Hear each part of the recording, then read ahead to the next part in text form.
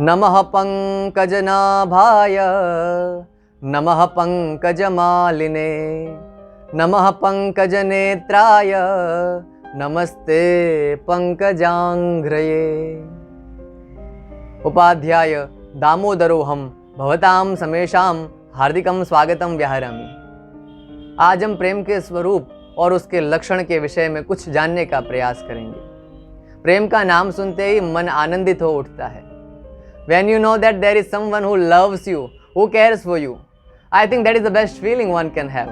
चाणक्य कहते हैं जीवन में बंधन बहुत सारे हैं, लेकिन प्रेम रूपी बंधन की विशेषता कुछ और है। बंधनानि खलु सन्ति बहुनि प्रेम रज्जुकृत बंधन मन्यत। दृष्टांत देते हुए कहते हैं दारु भेद निपुणोपि षडंघ्रि निष्क्रियो भवति पंकज कोशे। दारु अर्थात लकड़ी का छेदन करने में जो निपुण होता है, ऐसा भंवरा जब कोमल कोमल कमल के पंखुड़ियों का संस्पर्श प्राप्त करता है, उनसे प्रेम को प्राप्त कर लेता है, तब वह सब कुछ भूल जाता है। ऐसा समय आता है जब पंकज कोश बंद होने वाला होता है, उसके सामने उसकी मृत्यु होती है, लेकिन वह लकड़ी को छेदन करने में माहिर होते हुए भी कोमल कोमल कमल के पंखुड़ियों का भेदन नहीं कर सकता। यही तो विशेषता है प्रेम की। मित्रों, प्रेम के लक्षण क्या हैं? प्रेम है या नहीं कैसे जाने? 4 लक्षण बतलाए स्नेह के।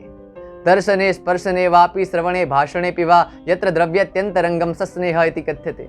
जिसका दर्शन कर लेने मात्र से आपकी आंखों में चमत्कृति उत्पन्न हो, जिसका स्पर्श कर लेने मात्र से रोमावली पुलकित हो जाए, जिसका श्रवण कर लेने मात्र से आपके कर्णेंद्रिय सुधामय हो जाए, और जिसके साथ भाषण करने से आप आनंद का अनुभव करें।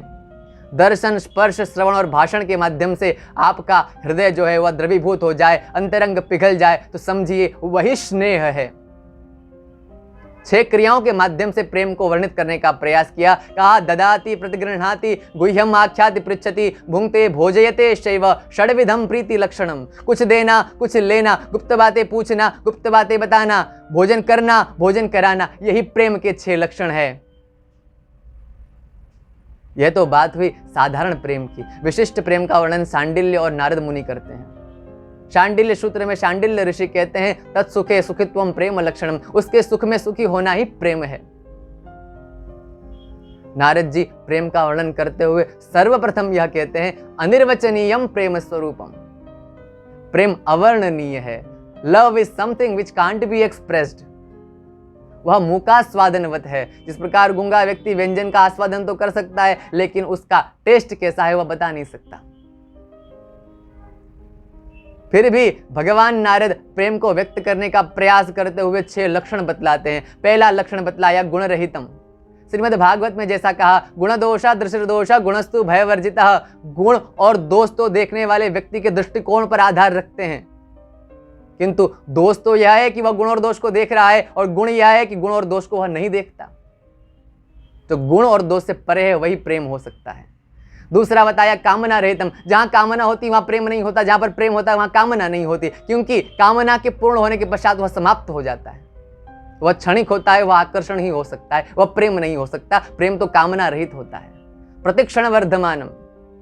साधारण प्रेम जो होता है वह पूर्णिमा से अमावस्या की ओर गति करता है। ऐसा लगता है कि हमारा प्रेम जो है पूर्ण हो चुका है, लेकिन धीरे धीरे धीरे वह विघटित होता जाता है। किंतु जो विशिष्ट प्रेम होता है वह मुंडकोपनिषद में जैसा कहा न तत्र सूर्यो भाति न चंद्र तारकम। मित्रों, वहां पर प्रतिपदा होती है, प्रेम का प्रारंभ होता है, और एक महत्वपूर्ण स्थान होता है चतुर्दशी। उसके पश्चात पूर्णिमा नहीं आती, वह निरंतर बढ़ता ही रहता है। प्रेम चतुर्दशी तक सीमित होते हुए भी प्रतिक्षण वर्धमानम, हर क्षण बढ़ता रहता है। चौथा लक्षण बतलाया अविच्छिन्नम। प्रेम अविच्छिन्न होता है। जहाँ कामनाएं और अपेक्षाएं होती है वहाँ विच्छिन्नता, वहाँ खंडता, वहाँ पृथकता आती है। किंतु जहाँ पर प्रेम होता है, प्रेमी कभी भी भक्त हो सकता है, लेकिन विभक्त नहीं हो सकता। प्रेम में 2 अवस्थाएं, एक संयोग है, दूसरा वियोग है, लेकिन संयोग से बढ़कर महत्व है वियोग का, क्योंकि संयोग में प्रीतम सामने नजर आता है, वियोग में प्रेमी कण कण में नजर आता है। वियोग में प्रेमी उसका भगवान उसे हर जगह दिखता है। तो संयोग और वियोग में कुछ फर्क ही नहीं है। संयोग से अधिक महत्वपूर्ण है वियोग। इसलिए तो कहा अविच्छिन्नम। इसलिए तो श्रीमद् भागवत में वित्रासुर स्तुति करते हुए भगवान से एक चीज मांगता है। क्या मांगता है? समंजसत्वा विरहय्य कांक्षे। हे भगवान, मुझे आपका विरह चाहिए। आकांक्षेत्वा विरहय्य। 5वां लक्षण बतलाया सूक्ष्मतरम। प्रेम गली अति सांकरी जामे 2 न समाए। एक ज्योतिर्भवे द्वेधा राधा माधव रूपकम।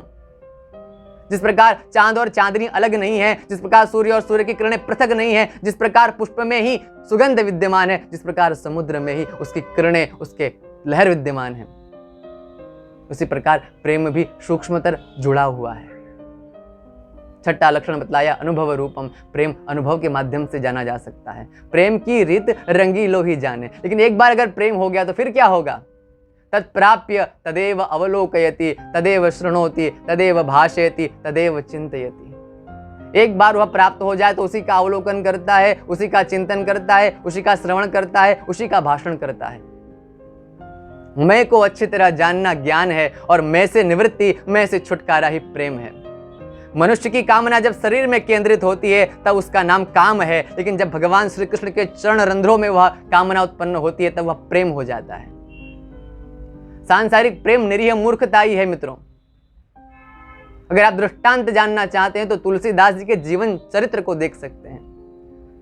तुलसीदास जी आधी रात को तूफान की अवस्था में सबको नौका बनाकर नदी को पार करते हैं और दीवार पर चढ़ने के लिए रज्जू को प्राप्त न कर सर्प को ही रज्जू समझकर दीवार को कूदकर प्रेमी पत्नी को प्राप्त करता है। निरीह मूर्खता ही तो है, और क्या है। किंतु अगर आप भी प्रेम में पड़े हुए हैं, आप भी चिंतित हैं, आप भी भ्रमित हैं, तो चिंता मत करिए, क्योंकि प्रेम ऐसी अवस्था है, एक विशिष्ट अवस्था है जिसमें जड़ भी चेतन नजर आता है, चेतन भी जड़ नजर आता है।